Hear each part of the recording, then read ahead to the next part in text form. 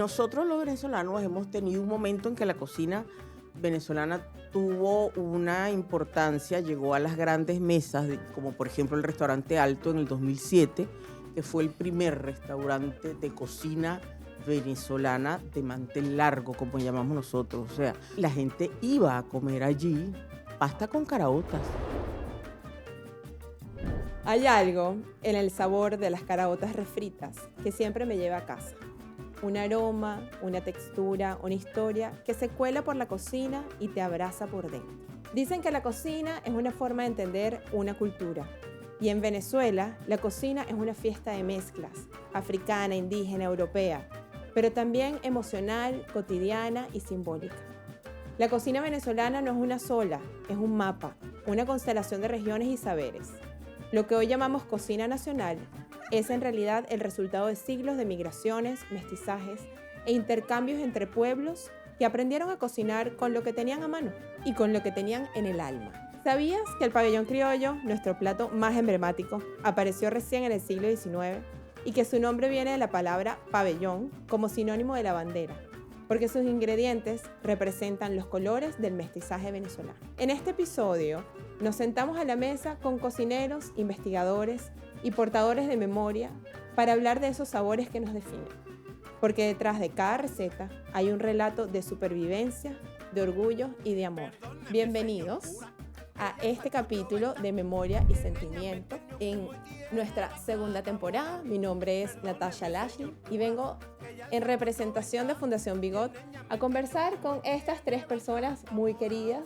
Y quiero empezar con que se presenten. ¿Qué están haciendo en este momento y cuál es su vínculo con la gastronomía? Empiezo con Ivanova de Cangambús. Muchísimas gracias, Natalia. Sí, Ivanova de Cangambús. Yo soy gestora cultural, soy una mujer que viene del sector cultural desde hace casi 50 años. He dirigido museos, instituciones culturales y me defino como una gestora cultural.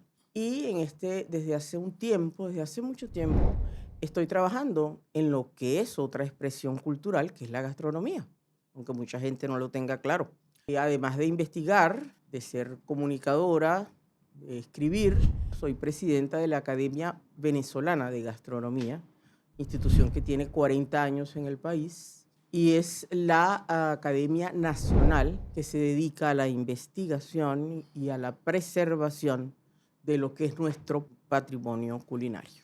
Bueno, que es muy parecido y curioso, porque la Fundación Bigot tiene 44 años.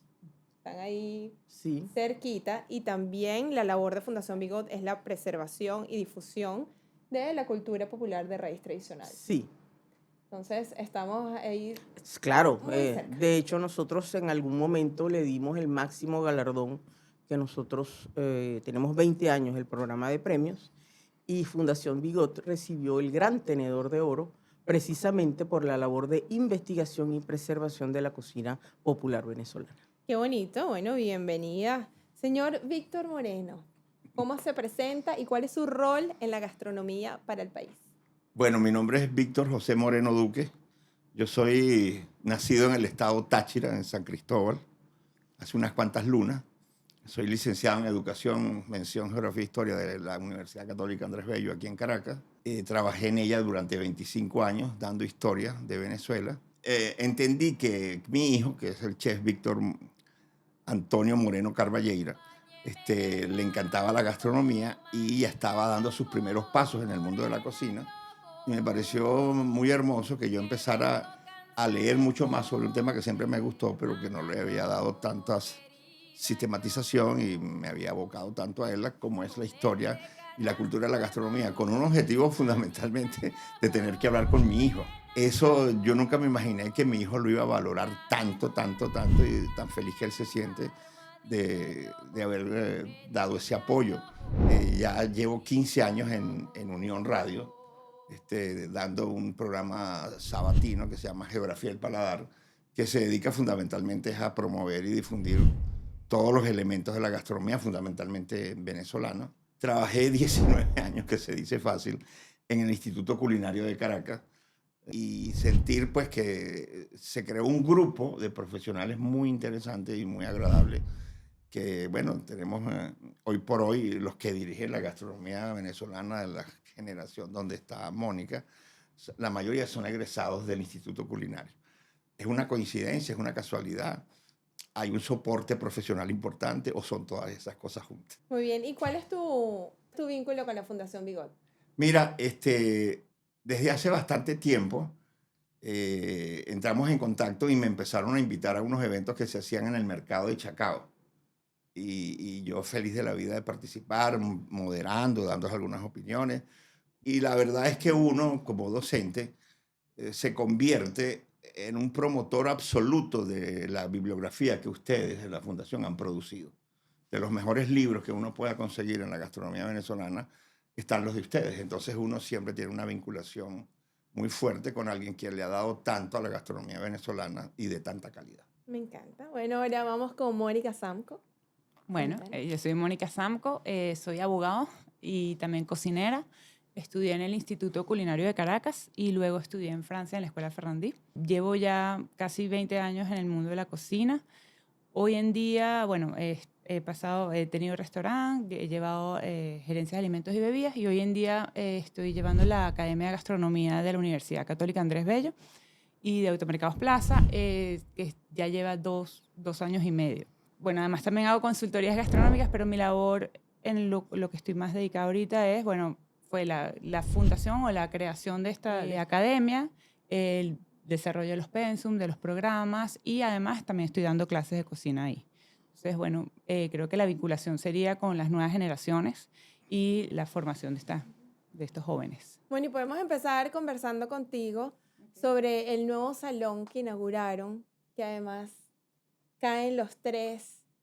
Cuéntame de ese personaje, que además es un personaje muy importante para Fundación Bigot. ¿Qué inauguraron recientemente? ¿Quién es este personaje? ¿Y qué representa para cada uno? Porque sé de quién saben de quién estoy hablando, para cada uno, sí. Bueno, nosotros tuvimos la suerte y bueno, también insistimos bastante que la familia del profesor José Rafael Lovera nos donara toda su colección de libros, tanto, bueno, es una colección de más de 8.000 entre libros y piezas que él tiene, de las cuales la mitad son de gastronomía. En la universidad, bueno, si no han ido, la biblioteca de verdad que es pienso yo, una de las bibliotecas más completas del país y además es un lugar espectacular y que invita a los estudiantes a pasar un tiempo ahí, a estudiar, a reunirse. Tiene como distintos espacios para que se den intercambios. Dentro de este espacio se creó la sala José Rafael Lovera. Nosotros también recibimos muchas de sus platos, de su colección de vajillas, de artesanía, parte de las mesas que tuvo él en el SEGA. Entonces se creó un espacio dedicado a él dentro de la biblioteca y además luego en el piso 1 tenemos toda la zona dedicada a bibliografía de gastronomía. De eso, bueno, son 4.000 libros de su colección, además de los otros que ya tenía la universidad. Entonces, se ha vuelto un lugar muy interesante de consulta para estudiantes de cualquier parte del país que estén vinculados a gastronomía. Y parte de lo que nosotros queremos promover desde el AGA es la conexión con otras disciplinas. Queremos invitar a estudiantes de otras disciplinas o a jóvenes o incluso a profesionales que vean en la gastronomía un vínculo, ¿no? Y una conexión. Entonces, bueno, eso creo que es el espacio ideal para empezar a buscar. Muy bien. Y para Ivanova, ¿qué representa el profesor Lovera? Bueno, muchísimo. José Rafael fundó la Academia Venezolana de Gastronomía en 1984. Creo que es además el historiador que se ha dedicado a la gastronomía con una seriedad y un profesionalismo que lamentablemente no tenemos a alguien que haya seguido su trabajo. De hecho, eso culmina en periodo histórico en los años 60, es lo que cubre. Y yo insisto que una de los grandes aportes de José Rafael es esa mirada. Era un hombre que si bien venía de la historia, que generalmente está anclada al pasado, es un hombre que siempre estaba mirando hacia el futuro.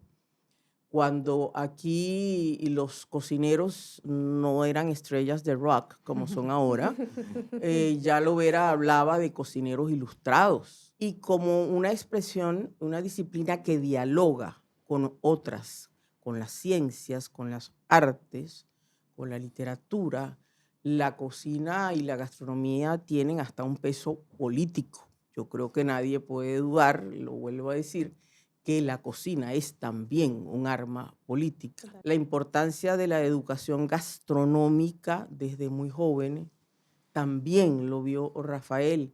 La necesidad de conocer nuestra despensa es importantísima porque si sabemos lo que tenemos alrededor, lo que podemos cultivar, eso nos ayuda a crecer y nos da la posibilidad de, bueno, de alimentarnos con lo que tenemos. Por ejemplo, veía que en los Andes se cultivan más de 40 papas y nosotros, ¿cuántas papas nos llegan al mercado a Caracas? 3 o 4 tipos.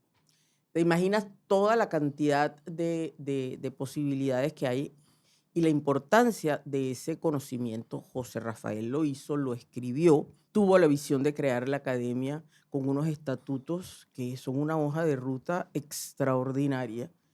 Y yo me siento honradísima de ser la primera mujer en dirigir esa academia, de haber sido reelecta en 2 oportunidades y tratar de rendirle homenaje a ese fundador y a ese historiador, a quien lamenté mucho cuando murió. Qué bonito.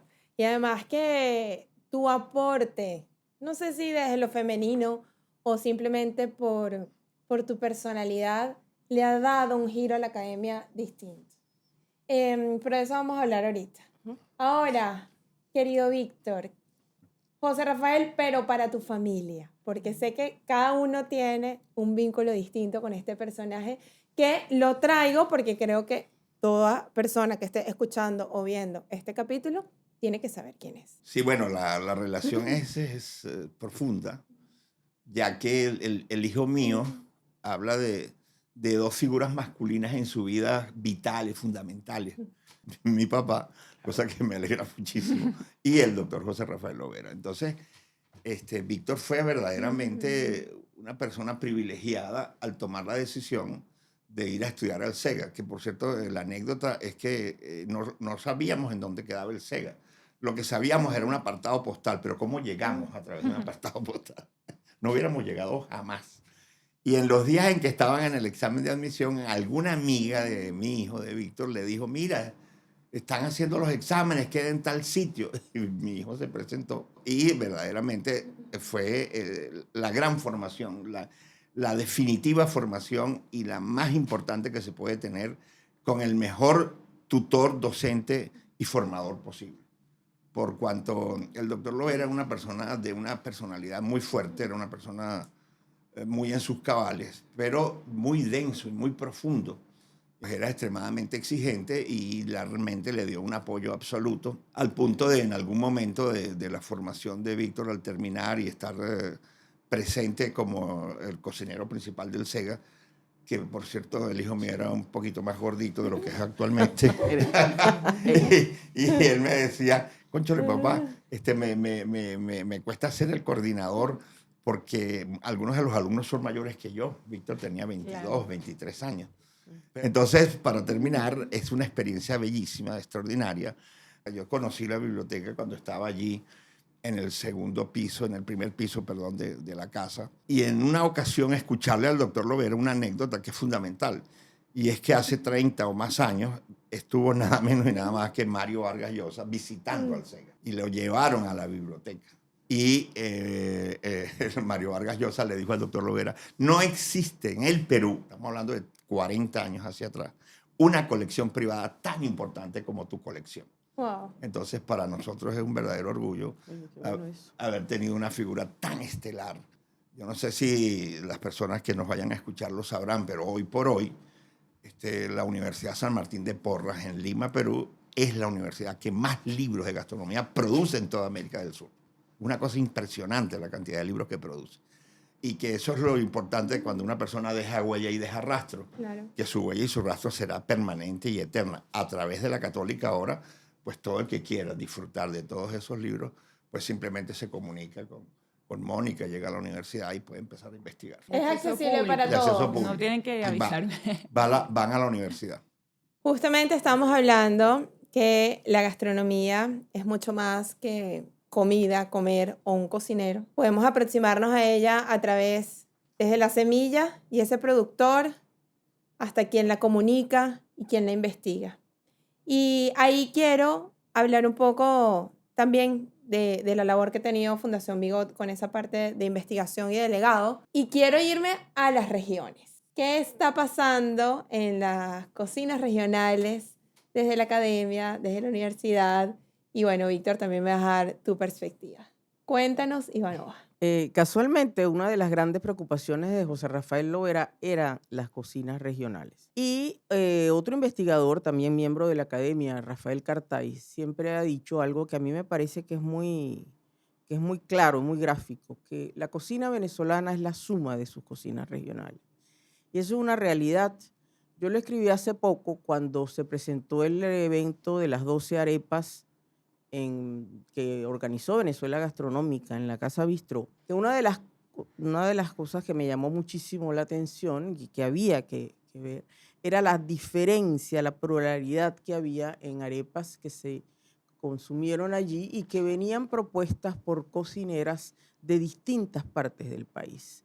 Eso te habla de un mapa plural donde hay cada geografía y cada espacio territorial tiene unas características geográficas, culturales, que hacen que se exprese de otra manera, de una manera distinta.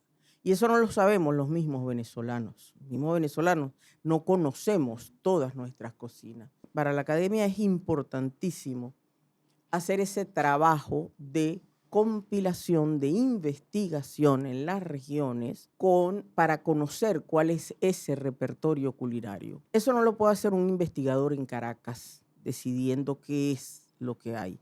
Eso tiene que hacerse en cada localidad, en cada región, con los cultores, con la cocinera de la esquina, con la señora que guarda o el señor con una receta familiar o local, porque son ellos en cada rincón de este país los que conocen a qué sabe ese país allí. Por eso es importante traer a los cocineros, traer a la gente aquí que trabaje, como está haciendo Mónica, como está haciendo el Mariano Moreno también, como lo hacíamos en el Instituto Culinario de Caracas, y la academia tiene ese trabajo. Entonces estamos trabajando en dos direcciones.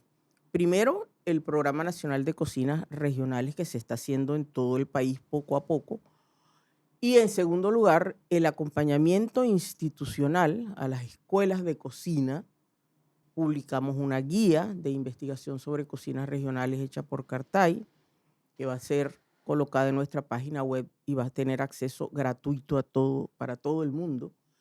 Y hacia allá va nuestro aporte. Muy bien, sabes que cuando yo me enteré de este programa de cocinas regionales que estaba organizando la academia, entendí el valor que tiene ese librito de cocina de las abuelas, de las mamás. Claro. Sí. Ahí están nuestros sabores, no tiene que ser un chef o un cocinero. No. Mónica. Bueno, desde que creamos como el pensum de la certificación, para mí el tema de las cocinas regionales era fundamental. Entonces, dentro de los 2 semestres, el primer semestre sí es más de bases de cocina, cocina clásica, un poquito la sistematización que se hizo desde la cocina francesa, desde Escoffier. Y luego, en el segundo semestre, le damos a los chamos, son como 130, 40 horas académicas en formación de cocinas regionales. Y ha sido una experiencia increíble para ellos y para mí. El perfil de los estudiantes hoy en día es bien particular. Quienes han ido son chamos de 16, 17, 18 años, son bastante jóvenes, con pocas referencias, muy pocas referencias gastronómicas, ya sea familiares, culturales. Entonces, el proceso, hay veces yo me pregunto por qué deciden estudiar cocina, porque ni siquiera conocen hay muchos que no conocen a Víctor, que no conocen a Héctor, que no conocen a Sumito, por darte unos casos. Entonces, bueno, tú ves cómo ellos van creciendo y evolucionando. Entonces, bueno, en los primeros días ellos se van familiarizando con la cocina, hay mucha disciplina que les molesta, les choca, pero ya cuando estamos con las cocinas regionales, tú ves que les está empezando como a caer la locha, o sea, como que van cayendo. hemos tenido, en este caso tuvimos Cocina del Llano con Sorelia Franco, que es una investigadora de la cocina llanera, del llano como tal, y que trajo recetas de distintas cocineras con quien ella ha aprendido. Tuvimos hace poco a Johnny Peter del Callao, que él les presentó todo lo que es la cocina callaoense. Ayer estuvimos con Churri, con Cosmelina y con la profesora Rosa Bosch, con todo el tema de la cocina de Sucre. Y yo siento que para ellos estas clases les han abierto los ojos, les han abierto los sentidos, se han emocionado, descubren ingredientes, descubren sensaciones, van entendiendo cómo, como decía Ivanova, el contexto de cada estado determina su cocina. Tuvimos un ejercicio muy interesante porque coincidió que fue Johnny Peter con la cocina del Callao y luego el equipo de Paria. Y tienen muchas recetas similares, porque además ambos vienen de la influencia antillana, pero por localización, porque uno está en la costa, el otro no. Uno tiene la influencia de todo lo que fue el oro y toda esta actividad en el Callao, mientras que Sucre fue otro. Entonces, hicimos banán pilé y bola de plátano. Entonces, en teoría, es una preparación que se hace con plátano, uno es verde y el otro es verde y pintón, pero eran dos texturas distintas, dos procesos distintos, habían influencias distintas. En el Callao se usa el aceite de oliva. Me imagino que también un tema de que había oro, había más poder adquisitivo. Claro. La bola de plátano, por ejemplo, de Sucre, no es con nada, sino simplemente es el trabajo de activar el almidón del plátano. Entonces, solo con ese plato, ellos ya podían entender cómo una cocina se podía ver afectada por temas de influencia, temas de contexto, temas de territorio. Entonces, bueno, creo que el ejercicio ha sido interesantísimo, les ha abierto yo lo que digo es que ellos salgan con disciplina, con buen trabajo y con esa semilla de la curiosidad de seguir investigando y probando el país para luego ellos reinterpretarlo y promoverlo y entender el gran potencial que tenemos, porque nuestra cocina es increíble. Entonces, poco lo que se está haciendo en eso. Ahora voy con el profesor. Cuéntanos, ¿cuáles son esos ingredientes, esas frutas? ¿Hasta dónde llega nuestra despensa local? Ivanova acaba de comunicarnos una noticia que es extraordinaria, que es la creación de diplomados por estado, donde el Táchira ha sido pionero. Sí. Ese es un estado sin igual, es un estado extraordinario, es un estado con una enorme variedad. Yo saqué la cuenta de que de los 23 estados que tiene Venezuela, solamente 13 tienen recetarios del estado. Entonces, en el Táchira hay materias que yo recuerdo de mi niñez que, por ejemplo, las arepas de maíz pilado, pero de maíz amarillo, que son delgaditas, hechas en el budare, que tienen un sabor supremamente especial, acompañada, por ejemplo, del queso paramero. El queso paramero ahumado, que se ponen zarandos, que tienen unas hojitas que les sirven de protección para que cuando escurran el poquito de jugo que les quede internamente se pueda no caer. Hay una fruta que se come poco, no se consigue en el mercado, tampoco es solamente tachirense, pero yo la recuerdo porque en las carreteras del Táchira las comí, que era la guama. Ay, sí. La guama es una de las frutas más deliciosas de este país y casi nadie la ha probado. Entonces, yo creo que las cocinas regionales van a permitir descubrir estos productos únicos e irrepetibles. Es imposible crear algo que no conoces, que no has probado, y descubrirlo, sorprenderte, volver como joven a conectar con tu país y con tu identidad a través de la cocina. Me parece hermosa la labor que están haciendo. Ahora, hablando un poco, este podcast se llama Memoria y Sentimiento. Entonces voy a ir a un espacio un poco más personal, ¿sí? Para Ivanova de Cangambús, un plato que te recuerde a tu niñez, Wow. que esté en tu memoria y haya generado un lindo sentimiento. Mira, son varios, porque yo realmente tuve la fortuna de nacer en una familia donde se comía muy bien. Mis abuelas, las dos, una de Guayana y otra de Anzoátegui, cocinaban muy bien y tenía oportunidad. En mi casa se hacía buena comida criolla. Yo diría que son las arepitas dulces que hacía mi tía abuela Carmen Rosa de Can. Yo escribí alguna vez sobre eso y ella, una de las cosas que me gustaban de las arepitas dulces es que llegaban siempre en plural, que venían escoltadas de cariño, ¿no? y ellas las ponían como un estandarte. Tuve una que otra ayudante que las hacía en la casa, pero nunca como las de la tía Carmen. Y fíjate, las he vuelto a comer gracias a Francisco Averante, mi gran amigo. Y Francisco hace arepitas dulces y yo las como y me recuerdo muchísimo de la familia, ¿no? Y hay cosas que tú dices, bueno, no hay como las cachapas de la tía Carmen o no hay como las arepitas dulces, pero es la comida criolla. Y aunque soy muy francófila en mi educación y muchas cosas, pero como dice mi marido, la comida venezolana finalmente es la que más me gusta. Y sí, tengo que decirte las arepitas criollas de mi tía. Y lo otro era el pastel de morrocoy de los Jueves Santos. Como buenos guayaneses, mi casa se comía pastel de morrocoy. Era un pastel que se parecía mucho al cuajado, a esos cuajados orientales. Y eso pasaban 3 días preparando aquel pastel. Y los Jueves Santos era como la gran tradición familiar. La sonrisa de mi papá era de aquí a aquí porque él invitaba a sus amigos y gastrónomos a comer aquello. Y para mí era una gran fiesta. Esa era la liturgia más importante de la Semana Santa. Luego, una vez trabajando con alguien, con Jesús Soto precisamente, me pidió que le hiciera un pastel y yo se lo hice. Yo no maté el morrocoy, pero hice el pastel.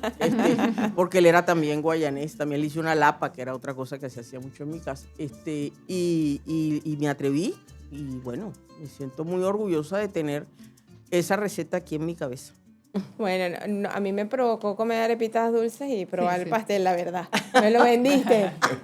Ajá, en la memoria de Víctor, tu niñez, ¿qué plato está asociado a tus más lindos recuerdos? Bueno, fíjate que es increíble el elemento común de la arepa. Ya yo lo mencioné en mi intervención anterior, que era esa arepa de maíz pilado amarillo, que se hacía delgadito. Pero es que no solamente tenía el queso paramelo, sino que se ponía para acompañar la pizca. Es que en casa de mi abuelo, que era una casa urbana, estaba en el casco histórico de La Grita, tenía un corral tan grande que tenía una pesebrera con 2 vacas, que pastaban en un potrero vecino, pero que el día lo pasaban en la casa y entonces se ordeñaban. Uno iba con un pocillito en la mañana a tomar leche recién ordeñada. O sea, yo soy de esa generación de venezolanos que tuvo esa suerte. Esa leche se la ponían a la pizca, la papa esta negra que yo mencioné anteriormente, los aromas, el placer infinito en el paladar. Y no puedo olvidar a mi tía Elba. Entonces hacía los dulces de higo, pero con panela. Ustedes saben que en Venezuela tenemos el papelón, que es cónico, que es central, y la panela, que es cuadrilonga, que es en los Andes. Entonces aquello con un cucharón batiendo y batiendo, y cuando ese dulce de higo estaba listo con esa panela deliciosa y uno le desmoronaba, vuelvo al queso por encima, era la gloria. Ay, La más absoluta. Suena la gloria. La más absoluta. Qué sabroso. ¿Y Mónica? Bueno, el mío es un recuerdo que, bueno, no me gustaba cuando era chiquita, que es la torta negra de mi mamá, la torta de Navidad. Desde que yo tengo uso de razón, mi mamá todos los diciembres vende torta de Navidad. Y para mí es algo muy venezolano. Es como el resultado de, como dice mi papá, los sincretismos culturales. Mi mamá es nieta de una inglesa y una alemana. Y empezaron, gracias a que mi mamá trabajaba con su abuela, a vender torta negra. Torta negra que tiene influencia, bueno, en Alemania se hace una torta de Navidad, el Christmas pudding inglés, que también se cocina en Baño María, y ellas la fueron tropicalizando. Entonces, para mí, mi infancia a partir de octubre es olor a especias, canela, ron. Me acuerdo las guindas que me encantaban, entonces me comía las guindas. Cuando se desmoldaba la torta quedaba la mantequilla con harina y no sé qué, yo le metía el dedo y me lo comía, no sé por qué, me parecía creo que era mantequilla con sal, entonces tenía como ese saborcito y tenía las especias, pero la torta en ese momento no me gustaba. Y la vinculo muchísimo con mi mamá, con nuestra familia, es que además toda la cuadra de casa de mi mamá huele a eso, a Navidad, y es un momento como muy especial. Entonces es esa conexión con la comida que tuve desde pequeña y bueno, me lleva a mi casa. Mucho. Yo creo que todos tenemos un recuerdo de una torta negra en nuestra familia. Bueno, y la torta negra de Graciela Zanco, la mamá de ella, es famosa. Esa es la que todos los años comprábamos esa torta. Y la seguimos. Es así, comprando. es así. Y además- Bueno, y además, el tema es que ella cambia el whisky por el ron, entonces la va conectando. Y bueno, las especies, la mezcla de Sí, especies queda divino. la cambió, es como más caribeña. Es de verdad que es una torta muy especial. Muy bien, estamos llegando ya a casi el final de esta conversación tan sabrosa que nos dio muchísima hambre después de describir esos platos tan ricos. Ahora les pregunto, vamos a hablar del futuro, ¿ok? Del futuro y de la identidad. ¿Cómo hacemos para que también los tres dijeron, además, recetas completamente distintas, hablamos de distintos ingredientes? Mónica, tú con la escuela, ¿qué estás viendo? ¿Cómo hacemos para que quede un legado, para que no pase, nos sintamos orgullosos de lo que está pasando, conozcamos mejor y se sienta la cocina venezolana no tiene nada que envidiarle a ninguna cocina de Latinoamérica, ¿ok? Pero las de Latinoamérica, Perú, México, son más famosas. ¿Y cómo hacemos para que el futuro se encargue de llevar este legado? ¿Y qué estás viendo en tus estudiantes también? Bueno, yo creo que el trabajo tiene que ser en equipo y tiene que ser conectando las distintas disciplinas. Creo que es importante entender que no solo los cocineros pueden promover una cultura y unos ingredientes, tienen que estar de la mano de todo un equipo atrás de gestores culturales, pero también de ingenieros, de economistas, de funciones públicas y privadas. Creo que el trabajo de los países o sea, estos países que tú dijiste, Colombia también, que han hecho un trabajo por promover su gastronomía, lo que uno puede percibir es que ha sido un trabajo en equipo. Demostrar que desde la gastronomía se pueden presentar soluciones a los problemas que que tenemos ahorita y a los problemas que van a ir apareciendo más, problemas de sostenibilidad, problemas de conseguir los distintos recursos, productos. Entonces, bueno, eso es un poco lo que queremos poner aquí sobre la mesa. Sí, pero también quería verlo desde la perspectiva de, ustedes hablaron de cocinas regionales y de cosas maravillosas que dan para tener un restaurante de cada región. Sí. Entonces, ¿qué mensaje también le pudieses dar como a esos nuevos cocineros para que no terminen haciendo un restaurante italiano, que no Claro. terminen haciendo un restaurante de sushi? Ajá, ¿qué pasa con esta gastronomía venezolana? Mira, los cocineros, y ya yéndonos específicamente a la parte de restaurantes y cocinas, yo creo que entender el potencial que hay aquí. Yo ayer en la cocina de Sucre decía, se me empezaron a generar ideas de platos que se podrían hacer con al final es la personalidad del cocinero y con los ingredientes, las técnicas que están aprendiendo. Hay muchísimo que hacer aquí y que lo puedes presentar de una forma tal vez más cercana al público, porque también tienes que ser un negocio rentable y tienes que llamar la atención a un público que tal vez no tiene este bagaje y esta investigación y estas ganas de descubrir como lo puede tener tal vez un cocinero. Pero hay muchísimo. Ayer en la misma Rosa Bosch, la profesora, nos habló de una especie que había en Sucre que lo dijo y yo dije, wow, que dijo que es una mezcla de maíz y de pimienta cayena que queda increíble para la torta de Navidad. Entonces yo dije, tengo que investigar porque para poner la torta de Navidad. Pero ellos mismos, entendiendo que nuestra despensa es súper rica, pero también viéndolo como tiene que ser un trabajo de equipo. No puedes ser tú el restaurante que consigue proveedores y te los quedas tú solo porque eso no es sostenible y eso el mismo productor no va a ser un negocio para él. Entonces es trabajando en equipo, tratando de acercar las despensas para poderlas promover. Bien. ¿Y ustedes, chicos, un mensaje para el futuro? Bueno, rapidísimo, porque yo sé que el tiempo es corto. Yo me acuerdo en San Cristóbal, que es donde yo nací, que las familias tenían un famoso libro de Doña Petrona. Y Doña Petrona es una señora que vivía en Buenos Aires. Y ese recetario llegó a la casa. ¿Y qué comíamos nosotros? Un lomito con salsa. No quiero decir que estuvieran en el libro de Doña Petrona, quiero poner el ejemplo para que entendamos. Un lomito que se ponía una salsa de ciruelas, pasas y tocineta, que era una absoluta delicia. Pero entonces apareció una famosa ensalada diplomática que era con queso crema y frutas, y aquello era una locura. Pero entonces no nos vamos a sentir mal porque nuestros paladares fueron variando y fueron llegando corrientes, porque esa es la vida misma. Uno siente que lo venezolano comienza a tomar muchísima fortaleza, se está haciendo un trabajo enorme. Eso no se puede decretar ni imponer, eso se va dando, eso poco a poco va surgiendo y se va dando. Yo no estoy para nada preocupado del futuro de la gastronomía venezolana porque es de una calidad excepcional, es de un gusto que siempre va a permanecer en nuestros paladares. y que es evidente que todas estas contribuciones, por ejemplo, este programa, es una buena contribución, porque hemos hablado de tantas cosas que cualquiera que la escuche con ánimo de investigar, empieza a Claro. averiguar y va a conseguir una cantidad de información que le puede permitir enriquecer su mundo profesional. Y la idea también es sembrar una semillita. Así es. Porque los tres han hablado de cosas que tienen muchísima profundidad. De ahí parte la curiosidad y, bueno, déjame investigar porque resulta que la chalupa también es mía. Así es. Y es parte de ser venezolano. Así es. Bien, ahora, Ivanova, mensaje para las nuevas generaciones, los nuevos cocineros. ¿Qué está pasando? ¿Cómo llevamos esa bandera a la gastronomía de nuestra cultura popular a través de la cocina? Bueno, para empezar asumiéndonos, ¿no? Yo creo que nosotros tenemos que mirarnos, conocernos y además quitarnos la idea de que vamos a perder las cosas porque la gastronomía, la cocina particularmente, es una expresión cultural orgánica. Un país como Francia, que tiene esa tradición cultural, bueno, tiene cantidades de McDonald's por todos lados. Es uno de los sitios donde más McDonald's hay, para que se sepa.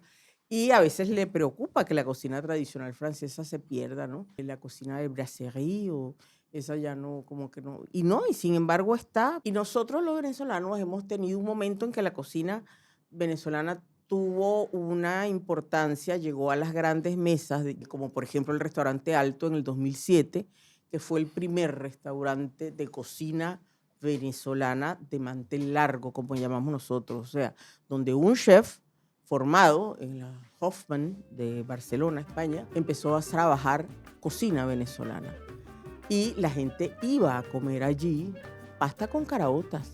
Las cantidades de platos que hizo Carlos, su famosa tierra de cacao, en homenaje al cacao nuestro, variedades de lengua.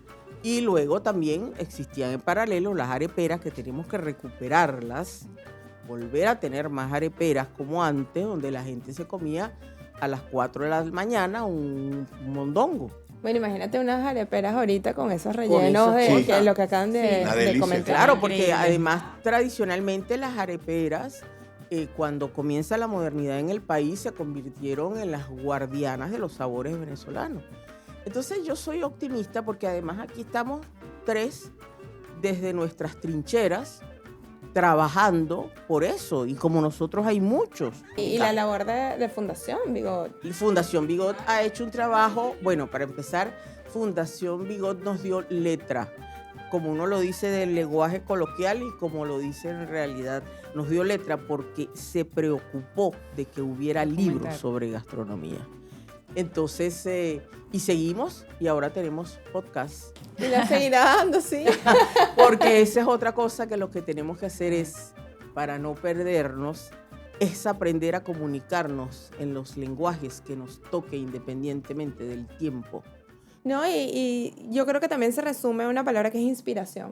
Ujú. Cuando tú, desde la escuela, desde la cocina, desde la academia, desde cualquier medio, ofreces ese conocimiento, es imposible que no te enamores de lo que está pasando, de tus sabores, que no tengas ganas de aprender a cocinar o por lo menos despertar esa curiosidad. Investigar. Y pensar que a la generación no le importa es mentira. Claro que les importa. Claro Lo que que les les importa. falta es ese empujoncito para que se sientan inspirados y bueno, ellos mantengan el legado. Y con la diáspora, hay que decirlo, tenemos Son embajadores. casi 8 millones de venezolanos en el extranjero. Es impresionante, nunca ha viajado tanto la cocina venezolana Ujú. como ahora. Ok, para cerrar vamos a hacer un pequeño juego con los sentidos y vamos, te voy a dar una pista. Iván, vas la primera. Mira. Ujú. Escucha cómo suena. Ajá. Caraotas. Listo. Rapidito, ¡Ah! rapidito. Muy bien, muy bien. Ya va, listo, muy fácil. Se lo pusieron muy fácil. Bueno, claro, pero además, ha podido ser otro grano, pero Exacto. caraotas porque... Ok, ahora vamos con el sentido del olfato. Víctor, abre tus manos Ujú. para darte esto. Te ayudo. A ver, ayúdame, Mónica. Aquí, Ajá. ok. A ver si adivinas. Huele desde aquí. Huele, huele. ¿Se puede tocar? Sí. No te lo vayas a comer.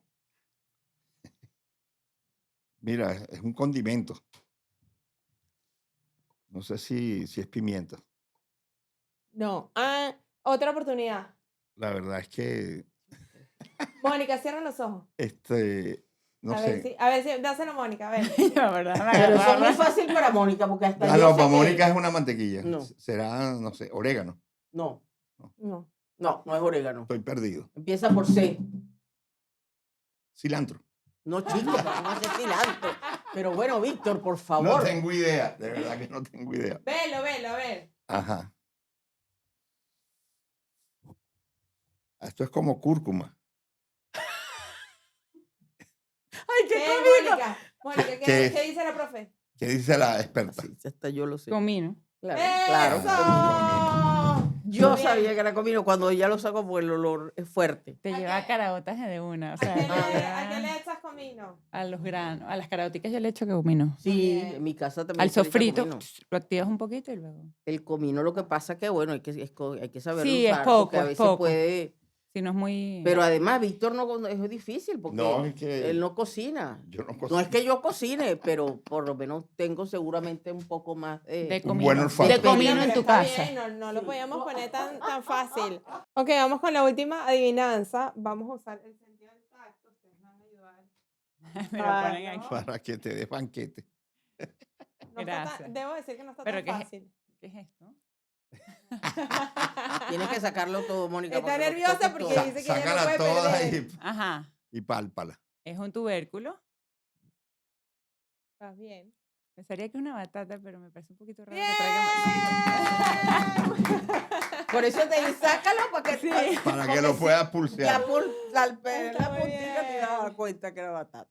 Bueno, yo quería aprovechar, hablamos de los libros de Fundación Bigot. Este es Entre Gustos y Sabores, Costumbres Gastronómicas de Venezuela, Rafael Cartay. Y la invitación es a que vengan a la Casita Amarilla, que Sí. está en el casco histórico de Petare. Aquí hay un centro de investigación donde pueden consultar todas estas referencias bibliográficas de las que hablamos. Y bueno, seguir cultivando nuestro amor por la cultura popular venezolana. Con esto terminamos. Quiero agradecerles profundamente por su tiempo, por el cariño y por la labor que tienen tanto tiempo haciendo por nuestra gastronomía venezolana. Muchas gracias. Gracias A por la ustedes. invitación. Muchas gracias a Bien, ustedes. para cerrar, también queríamos hacer referencia a este libro de Rafael Cartay, que lo mencionó Ivanova varias veces, El pan nuestro de cada día, para quien quiera descubrir y aprender sobre nuestra gastronomía y la cultura popular venezolana a través de nuestros sabores. Esto es como una Biblia y de nuevo lo pueden encontrar aquí en la Fundación Bigot como parte de nuestros tesoros. Cierro con un texto para invitarlos al próximo programa. Memoria y Sentimientos es un espacio sonoro donde la identidad venezolana se revela a través de lo cotidiano, lo ancestral y lo íntimo. Un proyecto creado por Fundación Bigot para explorar cómo nuestras tradiciones, sabores, imágenes y sonidos no solo nos representan, sino que nos conmueven. Desde la fotografía hasta un tambor, desde el ají dulce hasta una fiesta patronal, todo lo que permanece en nuestra memoria lo hace porque alguna vez nos tocó el alma. En cada episodio de este podcast buscamos entender el país que fuimos, el que somos y el que seguimos inventando. Porque solo cuando la cultura se vive con sentimiento, se transforma en futuro. Nos vemos en un próximo episodio. Gracias. Muchas gracias a ustedes. Chévere.